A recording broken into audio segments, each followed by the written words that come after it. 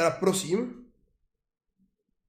Dobrá, ale já stejně musím nahlásit, co se přihodilo.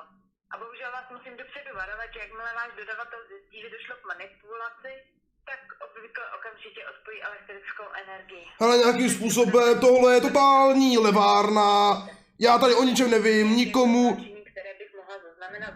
Já tady tohle je nově totální levárna, absolutní, je to pro mě skvos a ukončuji s váma spolupráci, nesnažte se mě nějakým způsobem kontaktovat. A rovnou to odešlo. Jinak nemůžete... Ne, prosím, mě neodešlejte nic, já prosím, já si omlouvám, já už to neudělám. Přijďte?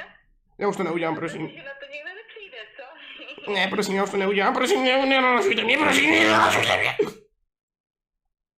Halo? Z čeho myslíte, že by pak dodavatelé elektřiny a jak jsou dodavatelé za další žily? A vy se jak smějete, vám tady přijde něco vtipného, jo, mi to teda absolutně nepřijde vtipný, kurva.